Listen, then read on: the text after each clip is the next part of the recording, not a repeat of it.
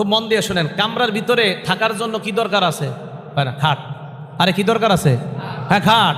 সূরা তুর আয়াত number 20 number আয়াত, আল্লাহ বলেন মুত্তাকিইনা আলা সুরুরিম মাসফুফা, তারা ওই তাদের কামরার মধ্যে সুরুরিম মাসফুফা, সারি সারি খাটের মধ্যে হেলান দিয়ে বসা থাকবে। কক্সবাজার যারা এইভাবে বসে আর গুনাহ করে এরা না, এই জন্য তো আমরা গুনাহ করি না, আমরা যেহেতু ওখানে থাকবো এইভাবে সারি সারি খাট। এখন এই খাটগুলা কেমন হবে?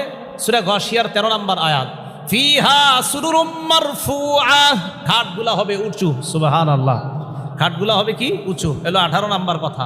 19 নাম্বার, খাটের মধ্যে যে বিছানা থাকবে এটা কেমন হবে? সূরা আর রহমানের 54 নম্বর আয়াত, আল্লাহ বলেন মুত্তাকিইনা আলা ফুরুশিম বাতাইনুহা মিন ইস্তাবরাক, রেশমের আস্তর বিশিষ্ট বিছানায় জান্নাতি হেলান দিয়ে আয়েশ করবে।